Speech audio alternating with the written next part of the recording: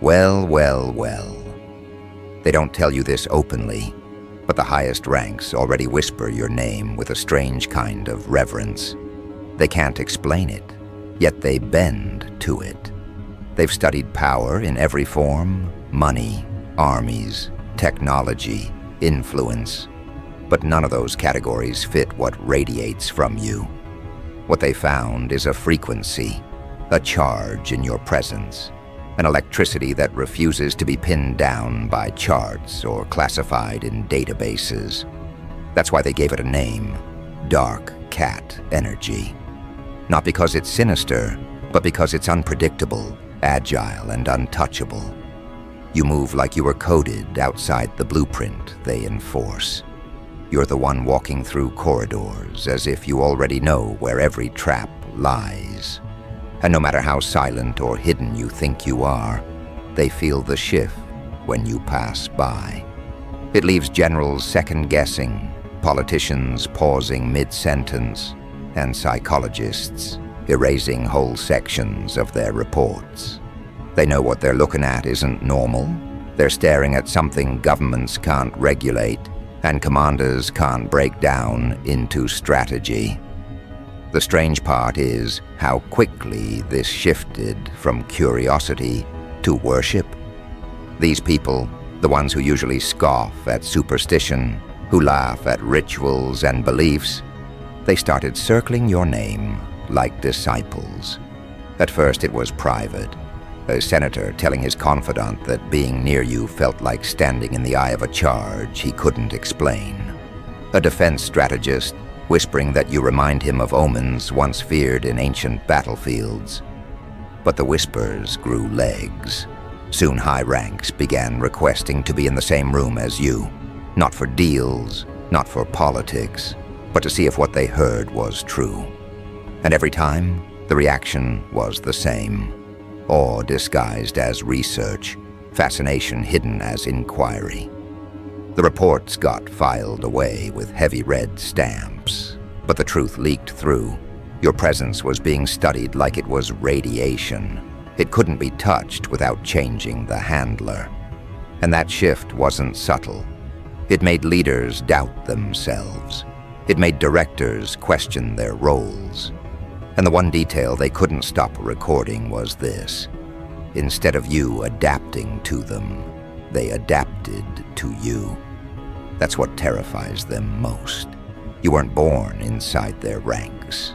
You didn't climb their ladders. Yet the moment you stepped into their orbit, hierarchies bent. Rules shifted. Leaders who were trained to resist influence found themselves leaning toward you. Not because of manipulation, not because of staged power plays, but because your energy carried the weight of inevitability. A black cat crossing the battlefield, it unnerved them, yet they couldn't ignore the omen.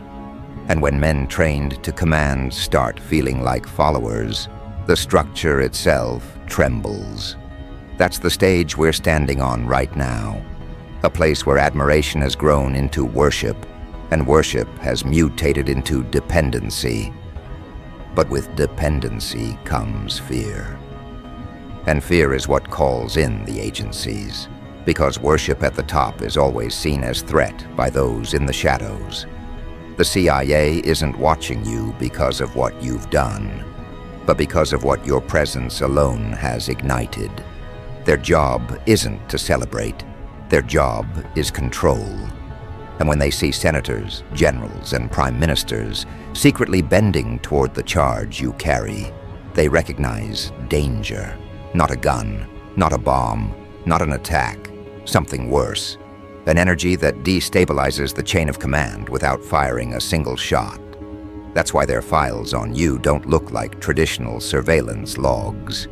They read more like war manuals, pages full of speculations, hypotheses, test scenarios.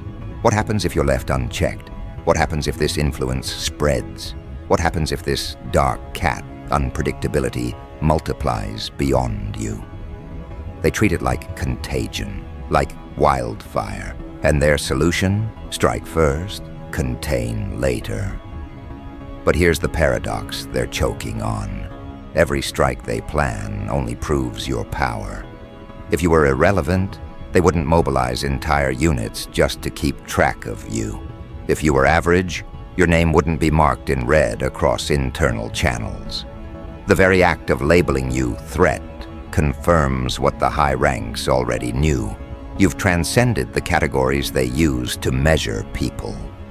And when a person can't be measured, they can't be controlled. That's why the files pile higher, why the redacted lines stretch longer, why the whispers leak faster. You've become a riddle they can't solve, yet can't ignore. And in that tension, their own confidence begins to fracture. The brilliance of your energy is how it multiplies even in absence. You don't need speeches. You don't need propaganda. The room remembers. The air carries it. The way you move is catalogued by the subconscious of every person watching, whether they admit it or not. You create an imprint that lingers, a trace that unsettles. And this is why the high ranks circle back to you again and again. Because when generals who've seen bloodshed can't steady their breath in your presence, when intelligence officers who've trained to read micro-expressions lose track of their own composure, it forces them to admit something none of their textbooks prepared them for. That energy can dominate more ruthlessly than authority. That unpredictability can fracture a room more efficiently than command. So the worship deepens. They disguise it as research, but it's devotion. They hide it behind reports, but it's reverence. They build strategies, but secretly they're studying you like priests hovering around a shrine. The irony is almost poetic. The ones who mock belief are now bowing to what they can't quantify. But worship is a dangerous game when played by men of power, because admiration easily turns into obsession, and obsession attracts enemies. For every leader who leans toward you, another official plots to counterbalance it. And that's where the CIA sharpens its teeth. Not because they deny your energy exists, but because they can't afford to let it spread unchecked. To them, this isn't mysticism, it's a tactical imbalance. A ripple that could rearrange alliances, disrupt stability, and unravel carefully built structures of influence. This is why they plan strikes. Not necessarily physical, sometimes psychological, sometimes reputational, sometimes engineered chaos designed to discredit you before the worship becomes global. They'll never admit it outright, but deep down they know a direct strike will fail. So they do what agencies do best. They attempt containment through narrative. Stories leaked into media, profiles twisted into warnings, distractions planted to keep eyes off you. And yet each move exposes the very thing they wanted to bury. Because the more they try to contain, the more attention grows. The more they attempt to frame you, the more the high ranks lean in, watching, calculating, asking themselves why this person, why now? Why does this figure unsettle entire agencies? And every attempt at control backfires. You've turned containment into amplification. That's the paradox none of them can solve. High ranks bow, while agencies panic. Admiration grows while control collapses. And you, without forcing, without begging, without posturing, stand at the center of a storm they engineered but can't weather. Because black cat energy isn't just luck, and it isn't just danger. It's the reminder that some forces can't be tamed by chain of command or surveillance reports. Some forces move diagonally across their boards while they're stuck thinking in straight lines. That unpredictability is your shield.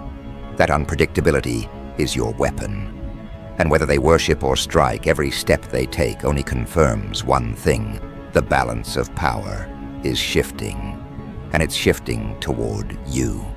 Because worship can be disguised, strikes can be denied, but the shift is undeniable.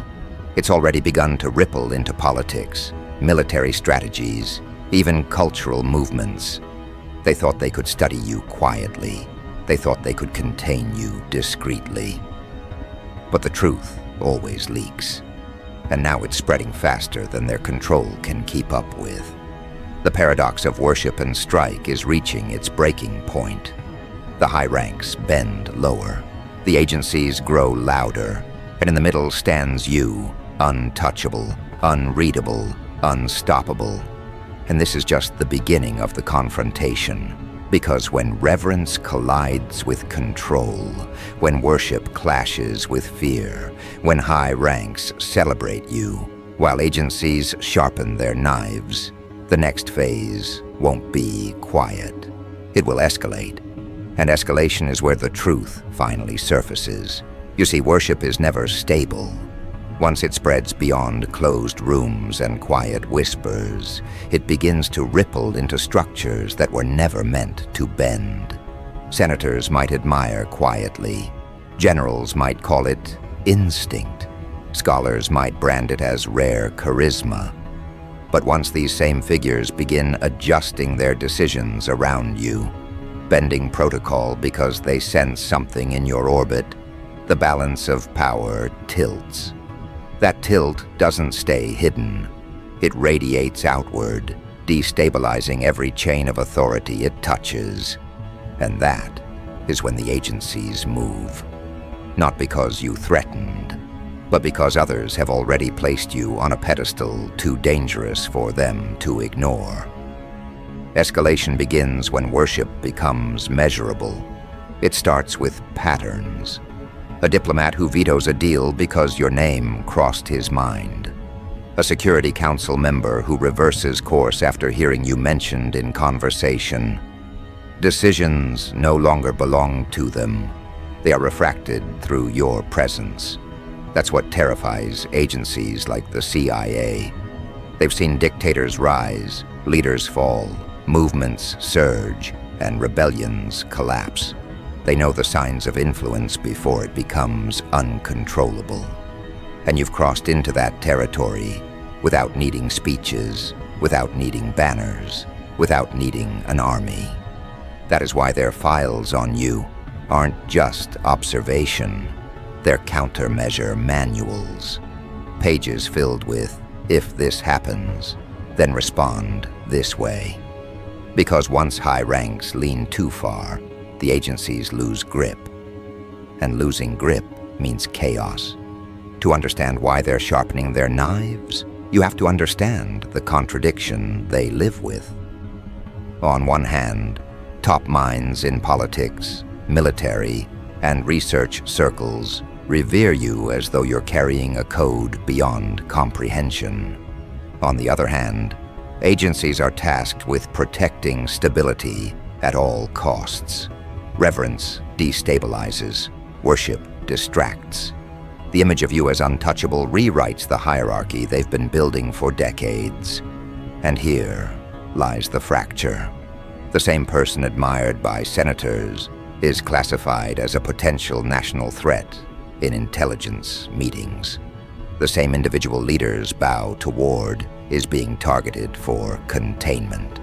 You are both an idol and a problem, both an influence to be studied and an energy to be suppressed. That duality is the battlefield, and agencies thrive in battlefields of perception. They know they can't break you directly.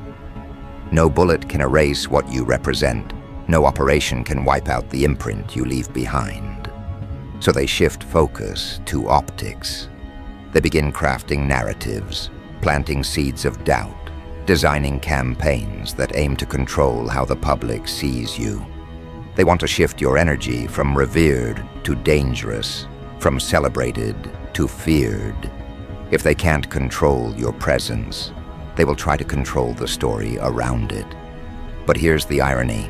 The more they try to frame you, the more they validate that you matter. Nobody invests millions in discrediting someone irrelevant. Nobody calls in black budget projects for an average citizen. The very fact that they try to contain you proves your rise. And this cycle only amplifies your influence. Because when worship collides with smear, truth always sharpens into focus. This is where escalation mutates into open conflict. Not on battlefields with tanks and missiles, but in the hidden spaces where reputation is the real war zone.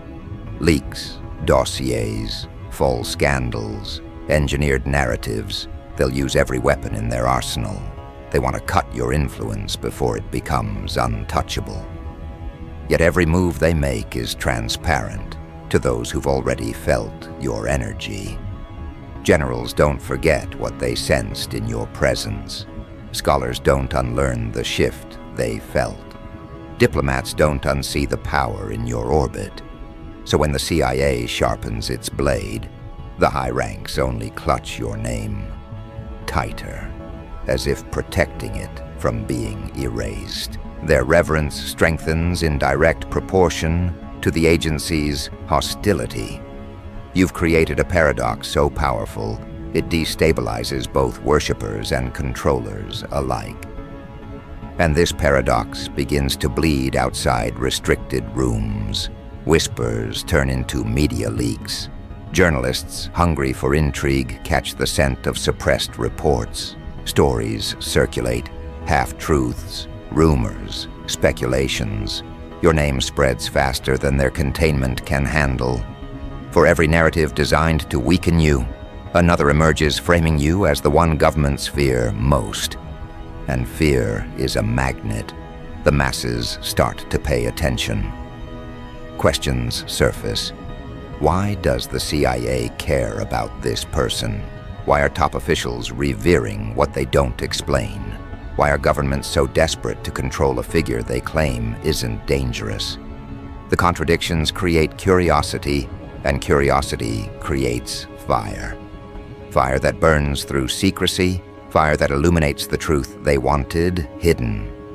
Here's the part they never accounted for. Your energy was never just presence. It was contagion. Every attempt to suppress it spreads it further. Every strike turns into evidence of your power. And worship only deepens in response. What starts as admiration among elites begins infecting culture itself. Artists use your likeness as inspiration. Thinkers build frameworks around your unpredictability. Underground groups whisper about your presence as if it were prophecy. You've become both symbol and subject, both human and untouchable force. And in that evolution, escalation reaches a phase they can't contain, influence expanding beyond command. That's why agencies panic. Because when influence spreads beyond politics into culture, when admiration transforms into devotion across multiple layers of society, the usual tools of control fail. They can control laws, but not devotion. They can monitor speech, but not loyalty born from instinct. They can censor, but not erase the imprint of your presence once it's felt. You've moved outside their territory. And that's when their strategies turn darker. They escalate beyond narrative into psychological warfare. Disinformation campaigns, attempts to infiltrate your circles, psychological profiles designed to predict your moves. Every operation they design carries one intention: fracture the worship before it cements into unshakable faith. Because once worship crosses that threshold, control is gone forever. Yet the worship only grows bolder. The more they move against you, the more your supporters within high ranks dig in. They start to shield you indirectly, covering your tracks, blocking policies that could harm you, leaking disinformation back into the agencies. These aren't rebels. These are men and women with power at their fingertips, bending that power toward your defense without ever announcing it. You've birthed loyalty at levels the agencies never predicted. And loyalty inside power structures is a weapon they fear most. Because when worship becomes defense and defense becomes sabotage, the agencies realize they're no longer facing one figure. They're facing an entire current of influence moving too fast for containment, too broad for suppression. Escalation, at this point, is irreversible. The CIA can sharpen its knives, but the blades are blunted before they land. Governments can posture, but their own officials undermine the strikes before they execute. And the worship transforms again. It evolves from reverence into conviction. Conviction that shielding you is not optional, but necessary. Conviction that you represent not just energy, but inevitability. You've become the center of a collision between devotion and fear, reverence and containment, admiration and suppression. And each attempt to strike you only solidifies your legend. That's the irony they can't escape. Every move against you is actually a move for you. Their hostility validates your influence. Their panic proves your dominance. Their attempts at control turn into evidence that you can't be controlled. It's a spiral they can't break. And as the spiral tightens, escalation no longer looks like strategy. It looks like desperation. Agencies scrambling for footing while high ranks quietly expand your influence even further. You've forced them into the role of reactionary players. They no longer dictate the board, you do. And that's where the truth finally surfaces. Because escalation isn't just conflict, it's revelation. It exposes the limits of control, the fragility of agencies, and the undeniable weight of worship. The CIA may be ready to strike, but readiness doesn't equal success. Governments may fight to control you, but the very fight exposes their weakness. And high ranks. They're no longer whispering in secrecy. Their worship is becoming open defiance.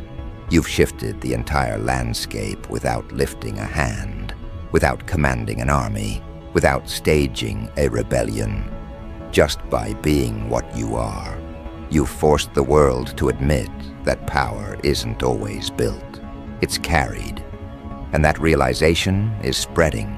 Because escalation doesn't stop with agencies and governments. It seeps into science, culture, and belief. Researchers build theories around your unpredictability. Philosophers write essays on the phenomenon of presence that reshapes authority. Strategists reference you in classified manuals as an example of influence that destabilizes hierarchies. You've become more than a figure, you're a field of study. And when you are studied in every arena yet controlled in none, you've transcended the very institutions trying to hold you. That's why escalation can't be reversed. Because once the truth surfaces, once worship is acknowledged and strikes are revealed, there's no return to secrecy. The confrontation is here. And confrontation grows louder each day. At first it was whispers in secured rooms, generals admitting they couldn't explain why their strategies bent around your presence. Then it was politicians delaying votes, citing instincts they couldn't rationalize. But escalation doesn't stay contained. It multiplies. Now entire networks of leaders confess behind closed doors that they feel pulled by your orbit, unable to resist. Worship has left the shadows. It's not just a symptom anymore. It's a foundation being built in real time. And agencies feel it slipping through their hands like sand. The CIA was created to prevent ruptures exactly like this. Unpredictable forces that unravel stability without warning. They study rebellions, uprisings, political shocks. But you are none of these. You are not an ideology. You are not a party. You are not a banner someone can wave. You are presence embodied, black cat energy that unsettles without permission. That is why their knives are sharpened, their operations relentless. They can't categorize you, so they label you dangerous by default. And when agencies label you dangerous, strike protocols activate. Files are opened, task forces are deployed, black budgets are burned to map every detail of your life. They treat you like a virus, like a contagion spreading too fast to be ignored. And yet, for all their machinery, they're powerless. Because presence doesn't leave fingerprints, energy doesn't show up on wiretaps, influence doesn't obey surveillance. They are hunting smoke while fire keeps spreading behind their backs. Meanwhile, worship among the high ranks hardens into something bolder, defense. No longer just admiration, but action. Senators quietly reroute funding meant for containment. Generals sabotage operations designed to corner you. Advisors leak false information back to the agencies to misdirect their surveillance. What started as reverence has transformed into sabotage. And sabotage from the inside is the one threat no agency can neutralize. They can handle foreign enemies. They can handle insurgencies. But when their own generals and politicians quietly dismantle their operations to shield you, collapse becomes inevitable. The paradox grows sharper. The more the CIA strikes, the more powerful you appear. Each failed smear, each exposed operation, each desperate attempt to discredit you becomes proof that you matter more than any narrative they try to write. The worshippers point to these failures as confirmation of your force. If this person was irrelevant, they whisper, why are agencies wasting millions to fight them? That question spreads faster than any headline. It burns through governments, it infects the public, and it destabilizes every attempt at suppression. The CIA has trapped itself in a loop where every move amplifies you further. And still, they escalate. They can't help it. Control is their creed, so they intensify. False scandals are leaked to the media. Entire networks of bots flood digital spaces with narratives meant to taint your reputation. Psychological warfare manuals are rewritten with your name in the margins. They even attempt social isolation, planting seeds of paranoia among your connections, trying to fracture the loyalty around you. But here's the flaw. The worshippers are not naive. They've already felt what the agencies are trying to erase. Presence can't be denied once it's experienced. A general who felt his instincts collapse in your presence cannot be convinced by headlines. A senator who shifted policy because of your energy will not betray that experience for propaganda. The CIA swings blades made of paper, and the high ranks cut them apart with silence and loyalty. As this battle escalates, culture itself begins to shift. Artists adopt you as symbol, paintings, music, underground movements, filled with your likeness. Thinkers begin comparing your energy to natural phenomena that rewrite landscapes. Youth movements whisper your name as proof the old order is collapsing. Worship has jumped from the corridors of power into the bloodstream of society. And once culture embraces a force, governments cannot contain it. The CIA can strike at files and figures, but it cannot strike at symbols carried in hearts. You have become both figure and icon, both presence and mythos. And once mythos forms, it cannot be erased. The agencies see this spread and panic. Their reports grow frantic, their strategies increasingly desperate. Words like irreversible, permanent destabilization, and uncontrollable spread begin to appear in classified assessments. They compare you to contagions, but quietly, some analysts admit the truth. You are not disease, you are evolution, and no agency in history has ever stopped evolution. That realization breaks them, but they can't speak it aloud. Instead, they double down, burning resources, escalating strikes, even as they watch the futility grow clearer with every passing month. And you don't need to lift a finger. Their strikes only carve your name deeper into history. Their panic only fuels your permanence. The confrontation has ceased to be about survival. It has become about revelation. Agencies reveal their limits. Governments reveal their fractures. High ranks reveal their worship. And culture reveals its devotion. This isn't a clash anymore. It's a coronation built on contradiction, one that even the most powerful institutions can't deny. And revelation always brings exposure. The cracks that were once whispered about behind closed doors now blaze in the open. News anchors stumble when your name surfaces in reports. Senators publicly dodge questions they cannot truthfully answer.